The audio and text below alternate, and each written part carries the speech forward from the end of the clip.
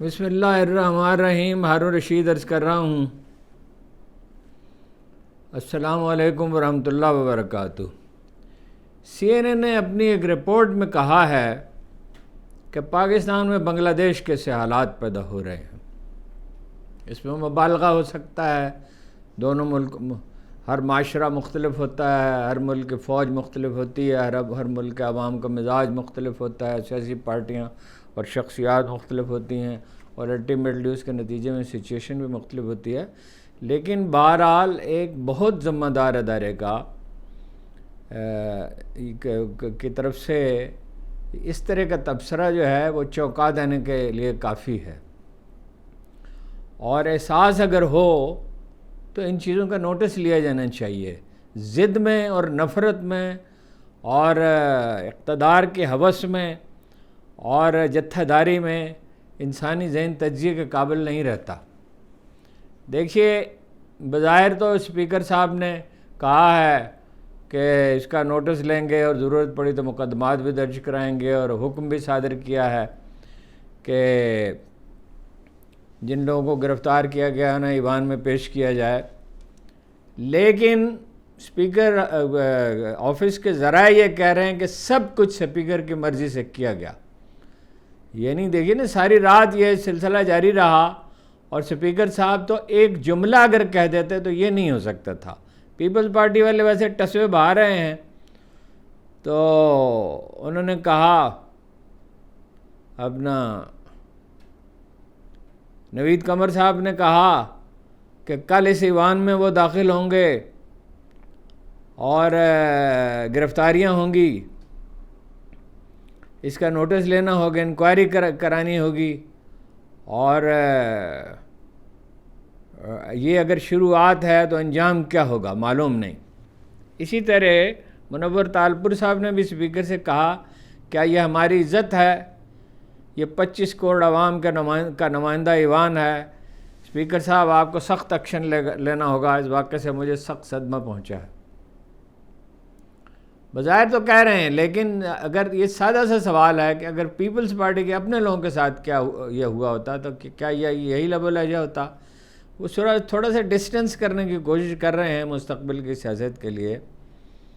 عمران خان نے یہ کہا ہے، میں یہ بات تسلیم نہیں کر سکتا، جب انہیں بتایا گیا کہ قاضی صاحب نے ایکسٹینشن لینے سے انکار کر دیا اور کہا ہے کہ اگر وہ توسیع کی پیشکش بھی کی گئی تو میں نہیں اپنا توسیع قبول نہیں کروں۔ انہوں نے کہا یہ تو قانون لایا ہی ان کے لیے جا رہا، اور حکومتی شخصیات یہ دعویٰ کر رہی ہیں کہ آئینی ترمیم کے لیے 2/3 اکثریت حاصل کر لی گئی ہے۔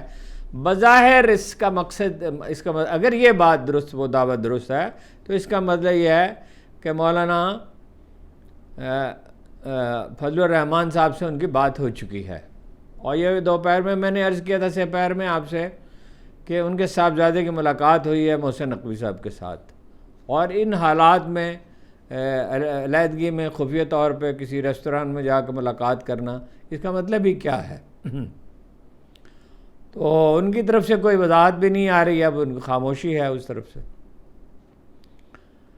علی امین گنڈا پور صاحب کا معاملہ واضح ہو گیا ہے۔ رات بھر، یعنی ششو پنجرا کو صبح 4 بجے جا کے پتہ چلا کہ انہیں رہا کر دیا گیا ہے، تو انہیں بلایا گیا تھا۔ یہ بات واضح ہو گئی ہے کہ پشاور کے فوجی حکام کی طرف سے کہا گیا تھا ان کی عسکری حکام آپ سے ملاقات کرنا چاہتے ہیں، اسی کے لیے وہ افراتفری میں آئے تھے، اور یہ بڑا ہنگامہ رہا، وہاں پولیس پہنچ گئی، پتہ نہیں کیا، کبھی یہ خبر اڑائی گئی کہ وہ وزیر اعلیٰ پہنچ گئے ہیں، نام نہاد وزیر اعلیٰ بلوچستان کے، اور ان کے ساتھ بات چیت ہو رہی ہے۔ اور اس دوران پی ٹی آئی کے لیڈر یہ کہتے رہے، پختونخوا حکومت کے ترجمان بھی کہتے رہے کہ کوئی رابطہ نہیں ہے، ٹیلی فون ان کے بند ہیں، اور انہیں ایک علیحدہ جگہ پہ رکھا گیا تھا، اور وہیں ان سے کوئی بات ہو رہی تھی، اور ٹیلی فون ان کے بند تھے۔ اس دوران صوبے میں احتجاج کی فضا پیدا ہوتی رہی، بہت طالب علموں نے بہت سخت رویہ، طلباء نے سخت رویہ اختیار کر لیا، اور ارکان اسمبلی نے کہا اسپیکر سے کہ اجلاس بلائیں فوری طور پہ، اور اجلاس میں جو تقریریں ہوئی ہیں وہ رپورٹ نہیں کی جا سکتی، وہ بیان نہیں کی جا سکتی. اسے کچھ حصے میں بیان کروں گا، لیکن بہت لکی مروت میں پولیس جو ہے وہ احتجاج کر رہی ہے کہ معاملہ ہم پہ چھوڑا جائے اور فوج کو جو پولیس کا کردار ادا نہ کیا جائے. ڈیرہ اسماعیل خان میں اور وزیرستان وغیرہ میں بھی صورتحال یہی ہے. تو یہ ایک فوج اور قوم کے اندر ہم آہنگی انتہائی ضروری چیز، بنیادی چیز ہے کسی ملک کے دفاع کے لیے. اور ملکوں کا دفاع قومیں کیا کرتی ہیں، جیسے 65 میں کیا تھا، اور صرف فوج تنہا نہیں کیا کرتی. اور اتنا فاصلہ پیدا ہو گیا ہے، اس کا شعور اور ادراک ہونا چاہیے، سمجھ میں نہیں آتا.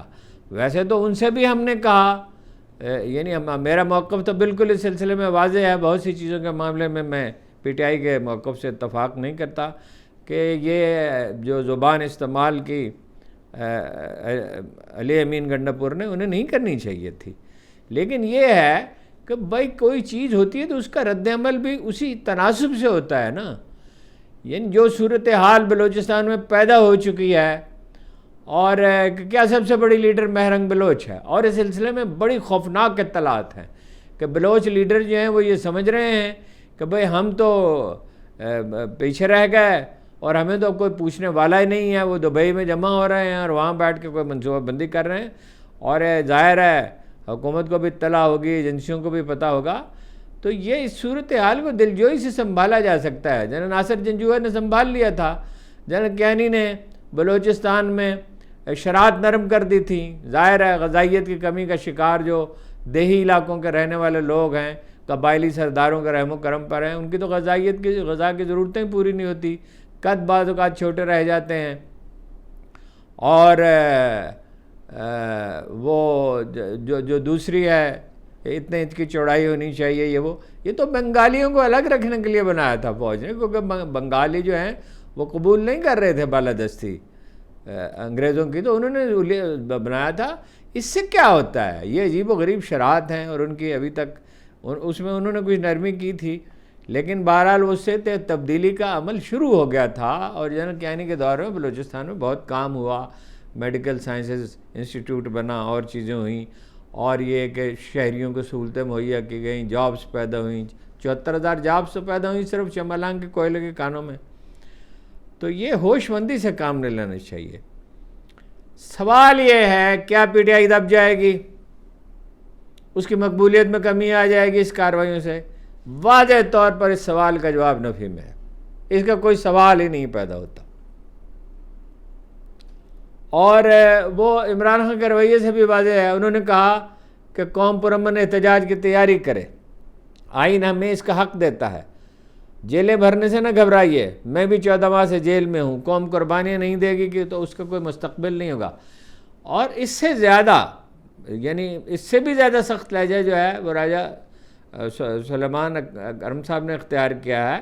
اور جو تقریریں وہاں ہوئی ہیں پختونخوا اسمبلی میں، وہ تو میں نے آپ سے عرض کیا کہ رپورٹ نہیں کی جا سکتی منوان. اور وہ تو خیر حکومت کے تو علم میں ہوگا ہی. اگر کوئی ذرا سا احساس بھی شہباز شریف صاحب میں ہو، شریف خاندان ہے، تیزی کے ساتھ آپ تحلیل ہو رہے ہیں. آپ کا کوئی مستقبل نہیں ہے. سوال ہی پیدا نہیں ہوتا کہ آپ کتنی رسوائی آپ چاہتے ہیں، اور کتنی ناکامی آپ دیکھنا چاہتے ہیں، اور کتنی توہین برداشت کرنے کے لیے تیار ہیں. ان کو الگ ہونا چاہیے اور راستہ ہموار کرنا چاہیے. اس سے پہلے کچھ کانفیڈنس بلڈنگ میں اس کی ضرورت ہے، کشیدگی کم ہونی چاہیے، بات چیت ہونی چاہیے. یعنی اجازت دی گئی جلسے کی، کمال ہے. جلسے کی اجازت دینے کے بعد پھر 470 اطلاع ہے وہ شپنگ کنٹینر جو ہے وہ راستوں میں کھڑے کر دیے گئے. تو جب آپ نے اجازت دے دی ہے، وعدہ کیا، تو اس کو پورا کریں. یعنی اگر آپ اپنی ساکھ کو اس بری طرح تباہ کر دیں گے تو کل کس طرح ملک چلائیں گے؟ اور حکومت کی ریٹ تو ختم ہو رہی ہے. کشمیر میں ریٹ ختم ہو گئی نا، انہوں نے سارے مطالبے منوائے. گلگت بلتستان میں صورتحال یہ ہے کہ وہ کہہ رہے ہیں کہ ہم سست کا بارڈر بند کر دیں گے. اور یہ آج کے واقعے سے پہلے کی بات ہے، کل رات کے واقعے سے پہلے کی بات ہے.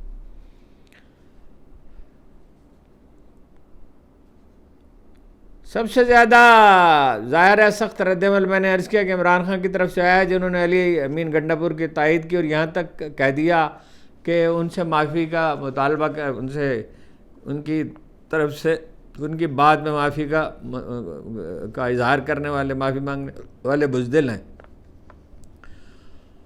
اور انہیں پارٹی میں نہیں ہونا چاہیے. غیر مشروط معافی کا تو صرف چیئرمین نے منگی تھی گوہر علی شاہ صاحب نے, اور اس کا تعلق بھی صرف اخبار نویسوں سے تھا. ویسے سوال کرنے والے بھی بات کا بتنگڑ بنا دیتے ہیں.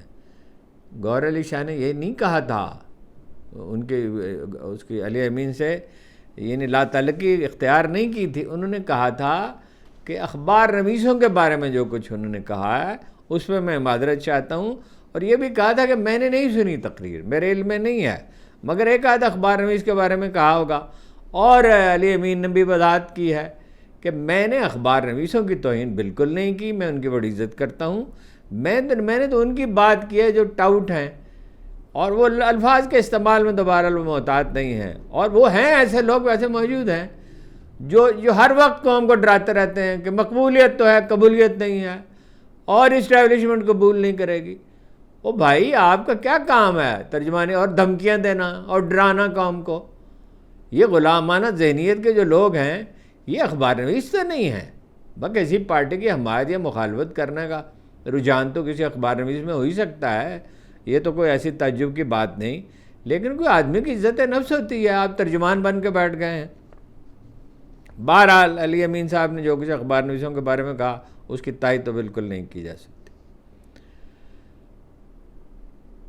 عمران خان صاحب نے کہا کہ بات چیت کا دروازہ بند ہے, سپہر میں بھی میں نے بتایا, اور یہ کہا کہ اجازت ملے یا نہ ملے 21 ستمبر کو لاہور میں جلسہ ہوگا. قاضی عیسیٰ صاحب کے معاملے میں بھی انہوں نے سخت لہجہ اختیار کیا, اور وہ بات تو میں نے آپ کو بتائی دی ہے. بہرحال وہ اس پر کوئی یقین کرنے کے لیے تیار نہیں ہے کہ قاضی صاحب جو ہے, ممکن ہے قاضی صاحب اپنی بات میں سچے ہوں اور صحیح کہہ رہے ہوں, لیکن عجیب بات ہے کہ اس پہ کوئی یقین کرنے کے لیے کم ہی لوگ تیار ہیں. پی ٹی آئی کے حلقے یہ کہہ رہے ہیں کہ قاضی صاحب کہنے کو تو کہتے ہیں, مگر جب ترمیم منظور ہو جائے گی, جس کا حکومت دعویٰ کر رہی ہے کہ اس نے بندوبست کر لیا ہے, تو ان کے پاس یہ جواز ہوگا کہ آئین کی پاسداری کے وہ پابند ہیں. اس سے پہلے بھی وہ کر چکے ہیں. سابق چیف جسٹس کے دور میں 4 مہینے تک انہوں نے مقدمات ہی نہیں سنے تھے کہ فلاں قانون منظور ہو گیا ہے تو اس کی وجہ سے میں مقدمات نہیں سنتا, حالانکہ پوری سپریم کورٹ کے تمام ججوں کا رویہ مختلف تھا. پختونخوا اسمبلی نے ایک قرارداد منظور کی ہے جس میں کہا گیا ہے کہ ہر ادارے کو اپنی حدود میں رہنا چاہیے. غیر متعلق عناصر کی مداخلت غداری کے زمرے میں آتی ہے. ایسے لوگوں کو غیر انسانی اقدامات سے روکا جائے اور ان کو کورٹ مارشل کیا جائے. قرارداد میں سرحدوں پر قربانیاں دینے والوں کو تو خراج تحسین پیش کیا گیا اور مطالبہ کیا گیا کہ فوج کو سیاست سے پاک کیا جائے. حالات خراب ہوئے تو اس کے ذمہ دار چند افسر ہوں گے. قرارداد میں کہا گیا ہے یہ ایوان کارکنوں کے خلاف کارروائی کی مذمت کرتا ہے, اور عمران خان کو ہم خراج تحسین پیش کرتے اور ان کی رہائی کا مطالبہ کرتے ہیں. اجلاس سے خطاب کرنے والے ارکان, جیسا کہ میں نے عرض کیا, جذبات سے بہت مغلوب تھے. ان میں سے بعض نے بتایا کہ کس طرح انہیں اٹھایا گیا, یعنی الیکشن کمپین کے دوران, اور کیا کیا مطالبات ان سے کیے گئے اور کیا سلوک ان کے ساتھ کیا, ان کے خاندانوں کے ساتھ کیا گیا. یعنی یہ جو علی امین گنڈاپور نے اور خالد خورشید نے جو کچھ کہا تھا اس سے وہ آگے نکل گئے, ان کو پیچھے چھوڑ دیا انہوں نے. ایسا محسوس ہوا کہ ڈیالہ جیل میں اخبار نویسوں سے جو گفتگو کی ہے عمران خان نے, اس نے ان کے جذبات بھڑکا دیے ہیں. ان کے اعتماد میں تو پہلے ہی اضافہ ہو چکا تھا. مثلا ایم پی اے امجد علی صاحب نے کہا کہ تمام حدیں عبور کر لی گئی ہیں, بس بہت ہو گیا, اینٹ کا جواب اب پتھر سے دیا جائے گا. اور انور خان صاحب ایم پی, انہوں نے کہا جناب اسپیکر, آپ کے توسط سے وزیر اعلیٰ سے میں یہ کہنا چاہتا ہوں کہ پختون تحفظ موومنٹ اور منظور پشتون کو ہم کوئی فرشتہ نہیں سمجھتے. ان کی جو باتیں آپ کو پسند نہیں انہیں الگ رکھیں, مگر جو مطالبات پاکستان اور پشتونوں کے مفاد میں ہیں انہیں قبول کرنا چاہیے, بلکہ پی ٹی آئی کا حصہ بنانا چاہیے. یہ پہلا موقع ہے کہ پی ٹی آئی کے پلیٹ فارم سے پشتون تحفظ موومنٹ کے لیے اتنے نرم گوشے کا اظہار کیا گیا ہے، اور بلکہ انہیں ایک ممکنہ حلیف کے طور پر ان کا ذکر ہوا۔ انہوں نے انور خان نے یہ بھی کہا کہ اگر ہم جذبے کا مظاہرہ نہیں کرتے تو کل کیا یہ صورتحال ہم اپنی اولاد کے لیے چھوڑ جائیں گے؟ یہ ملک ہمارا ہے، اگر آج ہم غیرت کا مظاہرہ نہیں کریں گے تو کب کریں گے؟ اصل میں ان کا فکر اس سے بھی زیادہ سخت تھا۔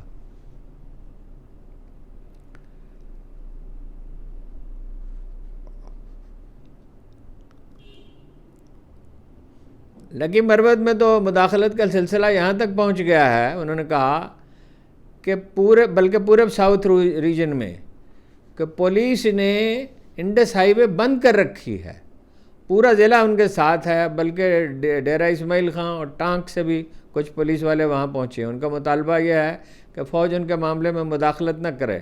انہوں نے کہا الیکشن سے پہلے میرے گھر میں روز چھاپے پڑتے تھے اور کچھ لوگ پولیس کی رہنمائی کرتے تھے، اور میری بیٹی مجھ سے پوچھتی تھی کہ آپ نے کیا کیا ہے کہ پولیس آپ کے پیچھے پڑی ہوئی ہے۔ بالکل واضح ہو گیا کہ قوم پرستی کے رجحانات پروان چڑھ رہے ہیں۔ انور خان کے تقریر سے تو یہ واضح ہوا، اور باقی لوگوں کا بھی رویہ یہی تھا، کسی نے کم اشارہ کیا اس طرف، کسی نے زیادہ کیا، اور یہی معاملے کا سب سے سنگین پہلو ہے۔ دیکھیں نا، بلوچستان میں مہرنگ بلوچ اتنی بڑی لیڈر بن کے ابھری ہے، اور صوبے کی تاریخ میں یہ پہلا واقعہ ہے کہ قیادت ایک خاتون کے ہاتھ میں چلی گئی ہے۔ یہ ہم پنجاب میں اس کا ادراک نہیں کر سکتے کہ بلوچ معاشرے میں ایک خاتون کے ہاتھ میں قیادت چلے جانے کا کیا مطلب ہے، کتنے بڑے بڑے جلسے ان کے ہو رہے ہیں۔ اور بلوچ لیڈر دبئی میں جمع، میں نے آپ سے عرض کیا، اور وہ سوچ رہے ہیں کہ لیڈرشپ تو ہمارے ہاتھ سے نکل گئی۔ اور یہ بھی میں آپ کو کئی دفعہ بتا چکا ہوں کہ $500 ملین سالانہ خرچ کرتی ہے خفیہ ایجنسی انڈیا کی راہ، اور بہت سی دوسری ایجنسیاں بھی سرگرم ہیں، CIA سرگرم ہے، عرب ایجنسیاں سرگرم ہیں۔ ہوش مندی کا تقاضا یہ ہے کہ دلجوئی کی جائے بلوچستان کے لوگوں کی، اور یہ کوئی ایسی چیز نہیں ہے جو کی نہیں جا سکتی۔ اور اس سے پہلے یہ کیا گیا، جب یہ اپنا اچھا رویہ اختیار کیا گیا تو صورتحال بہتر ہوئی، امن قائم ہو گیا۔ مجھے یاد ہے چند برس پہلے، یعنی ایک زمانے میں تب بھی گیا جب ہمیں کہا جاتا تھا کہ وہ چھاونی کی حدود سے باہر نہ نکلیں۔ پھر ایک دن میں اپنے ایک دوست کے ساتھ جو ہے وہ زیارت تک کا سفر کیا، اور راستے میں اپنا ریڈیوں پر، موٹر سائیکلوں پر، کاروں پر پاکستان کے جھنڈے لہرا رہے تھے۔ ایک وقت وہ تھا کہ بھتہ وصول کرتے تھے ڈیرہ بگٹی وغیرہ میں، اور ایک وقت وہ آیا کہ وہ سرنڈر کر رہے تھے۔ یہ تو حکمت عملی میں منحصر ہوتا ہے، ضد کے ساتھ، قوت کے ساتھ۔ دیکھیے، اگر بگٹی کو وہ دھمکی نہ دی ہوتی اس نے، تو جنرل مشرف نے، تو یہ صورتحال پیدا نہ ہوتی، نہ وہ وہاں سے نکلتے، نہ وہاں تو فوج کے ذرائع تو آج بھی یہ دعویٰ کرتے ہیں کہ وہ تو بارود سے خود اڑا دیا انہوں نے اس کو، اکبر بگٹی نے۔ لیکن یہ کہ جب انہوں نے یہ کہا تھا کہ ایسی چیز تمہیں ہٹ کرے گی کہ تمہیں پتہ نہیں چلے گا، تو ظاہر ہے اس سے حالات خراب اسی سے ہونے شروع ہوئے۔ یہ طاقت کے استعمال سے کا ایک حد ہوتی ہے، طاقت کے استعمال سے آپ کسی پوری قوم کو تو سرنگو نہیں کر سکتے نا۔ پولیس تو آپ کے کہنے پہ چلے گی۔ سخت ترین تقاریر جو اسمبلی میں ہوئی، اس میں ایک پختونخوا میں اپنا سیاحت کے جو مشیر ہیں زاہد چند زیب، انہوں نے کہا ہم پیچھے رہ گئے اور فوج آگے نکل گئی۔ انہوں نے بعض ایسی باتیں بھی کہیں جو وہ مبالغہ آمیز تھیں اور جن کا حوالہ نہیں دیا جا سکتا۔ علی امین گنڈا پور نے بھی بات کی، انہوں نے کہا کہ عمران خان کے حکم کے مطابق اسٹیبلشمنٹ سے اب کوئی مذاکرات نہیں ہو گئے۔ انہوں نے کہا کہ اسٹیبلشمنٹ کی مختلف شخصیات سے فاٹا ہاؤس میں ان کی ملاقات ہوئی، اور میں اپنے موقف سے 1 انچ پیچھے نہیں ہٹا۔ اب یہ تو اللہ بہتر جانتا ہے وہاں کیا گفتگو ہوئی۔ پشاور میں PTI کی کور کمیٹی کا اجلاس ہوا، علی امین گنڈا پور تو تھے ہی، اور بھی ممتاز شخصیات نے شرکت کی۔ اجلاس نے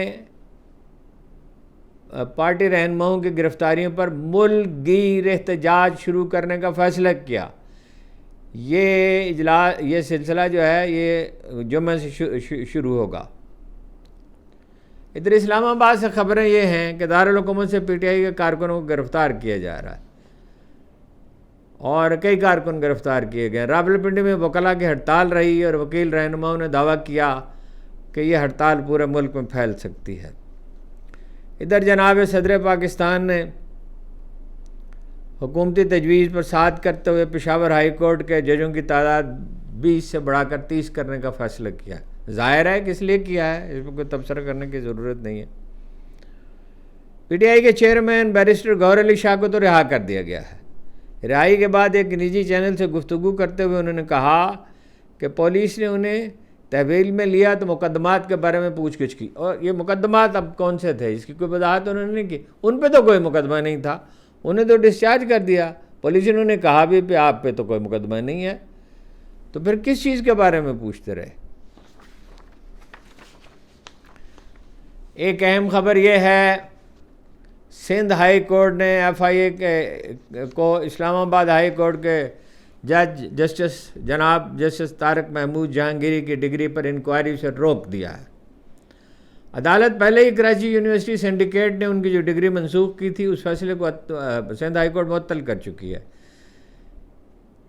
تو جسٹس طارق محمود جہانگیری ان 6 ججوں میں ہیں, یہ آپ کے ذہن میں واضح ہی ہوگا, جنہوں نے خط لکھا تھا سپریم جوڈیشل کونسل کو. پہلے انہوں نے اپنے چیف جسٹس سے بات کی, چیف جسٹس پاکستان سے بھی غالباً بات کی, اور سپریم جوڈیشل کونسل کو خط لکھا.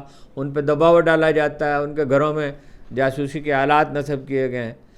مگر بات اس وقت بڑھی جب انہوں نے اسلام آباد کی 3 قومی اسمبلی کی 3 سیٹوں پر نون لیگ کے جو لوگ فاتح قرار دیے گئے تھے ان سے کہا کہ فارم 45 اور 47 لے کر آئیے. اب وہ فارم 45 کہاں سے لے کے آتے اور 47 کیسے پیش کر سکتے تھے؟ اور انہوں نے کہا صرف ان سے نہیں, ریٹرننگ افسر بھی پیش ہوں, اور یہ بھی کہا کہ جو آدمی جھوٹ بولے گا جیل جائے گا. اب جناب الیکشن کمیشن کو تو ظاہر ہے چونکا اس پہ, اور ایک ایڈہاک جج صاحب کو الیکشن ٹریبونل مقرر کر دیا ان کی جگہ پہ. مگر اسلام آباد ہائی کورٹ نے انہیں ایڈہاک جج کو کام کرنے سے روک دیا. مگر ساتھ ہی جسٹس جہانگیری صاحب سے یہ کہا کہ وہ مقدمے کی سماعت تو جاری رکھیں مگر فیصلہ صادر نہ کریں. اب تک صورتحال ویسی کی ویسی ہے.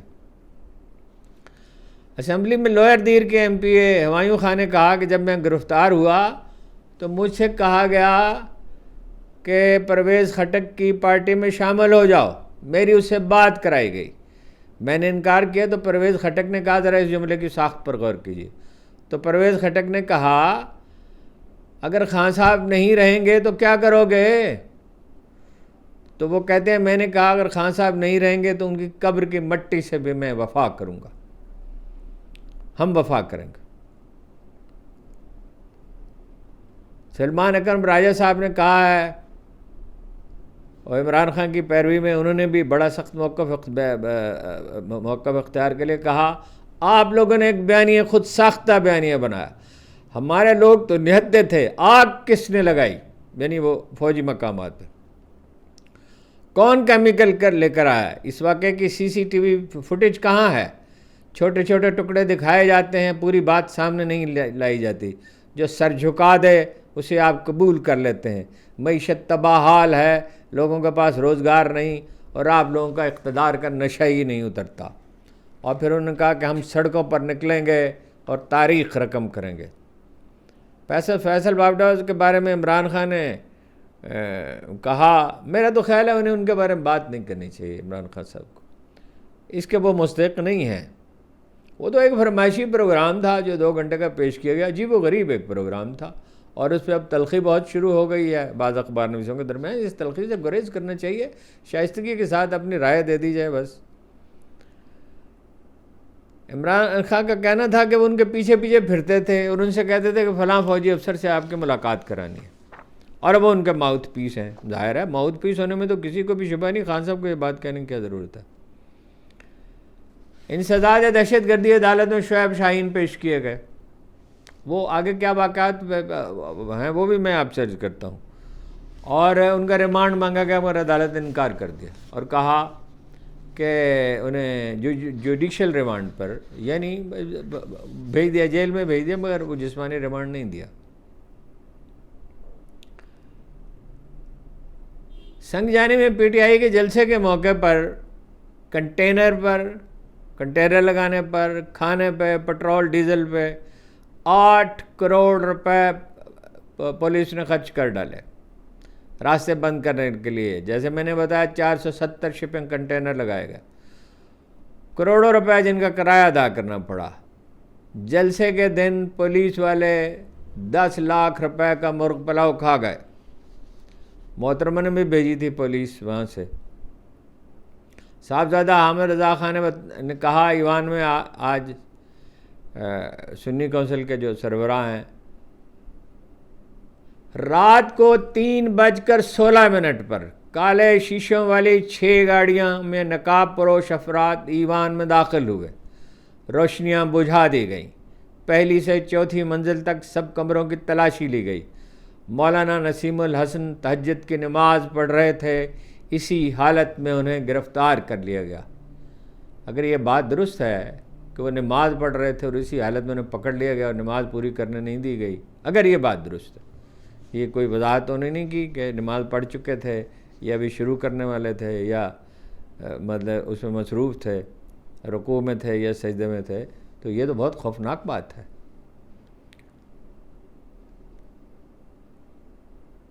کچھ الف لیلا کی کہانیاں سنائی گئی ہیں جی کہ پولیس نے یہ موقف پیش کیا کہ علی امین گنڈک پور نے ڈی ایس پی کی کنپٹی پر پستول رکھا اور کہا گولی مار دوں گا، اور شعیب شاہین صاحب نے حملہ کر کے پولیس سے پستول چھین لی، اور خالد خورشید مسلح تھے. شیر افضل مرود صاحب نے اس موقع پر کہا اگر مدعی مجسٹریٹ حلف لے کر مجھ پر لگائے گئے الزامات کو درست قرار دیں، ان پہ بھی کچھ الزامات لگائے گئے، تو میرا جسمانی ریمانڈ دے دیں، میں حاضر ہوں اس کے لیے. انہوں نے کہا، شیر افضل نے کہا ہم ریاستی جبر کا سامنا کر رہے ہیں، ریاست ہوش کے ناخن لے. مجسٹریٹ کو مدعی کہنا اس لفظ کی توہین ہے. سب سے بڑا شکوہ اسلام آباد ہائی کورٹ سے ہے. اسلام آباد پولیس اسٹیبلشمنٹ کے ایما پر بہت بے دردی کے ساتھ استعمال ہوئی. پولیس کا کہنا یہ تھا کہ جلسے کا وقت ختم ہو گیا تھا مگر اسٹیج سے ریاست مخالف تقاریر جاری تھی. ایک انور سہیل ہیں افریدی ایم پی اے، انہوں نے یہ کہا آج پختونخوا اسمبلی میں اگر ہم جی ایچ کیو نہیں جا سکتے، یہی اعتراض ہے نا کہ جی ایچ کیو کیوں گئے اور کمانڈر ہاؤس نہیں جا سکتے، ظاہر ہے یہ اعتراض ہے، تو وہ پارلیمنٹ میں کیسے داخل ہو سکتے ہیں؟ ظاہر ہے یہ ایک جائز سوال ہے، اس کا جواب دینا چاہیے. مصطفیٰ نواز کھوکھر صاحب نے کہا ہے کہ اسپیکر ایاز صادق کا کردار شرمناک ہے. ساری دنیا نے ویڈیو دیکھی، سب لوگوں کو معلوم ہے، نقاب پوش پارلیمنٹ ہاؤس میں داخل ہوئے اور ٹارچ کے ساتھ وہ ٹارچوں کے ساتھ ارکان اسمبلی کو ڈھونڈتے پھرے، لیکن ایاز صادق صاحب ثبوت مانگ رہے ہیں. لاہور ہائی کورٹ نے کہ سنگل کے بینچ کا فیصلہ جو ہے معطل کالعدم قرار دے دیا ہے ڈویژن بینچ نے، اور نادرا کے چیئرمین لیفٹیننٹ جنرل منیر غالباً یہی نام ہے، ان کو ان کے عہدے پر بحال کر دیا. یہی جناب تھی آج کی خبریں. آپ کا بہت بہت شکریہ. بہت سی خبریں تو رہ گئی ہیں، اب ظاہر ہے کتنا وقت آپ کے لیے جا سکتا ہے. بہت شکریہ، بڑی نوازش آپ کی.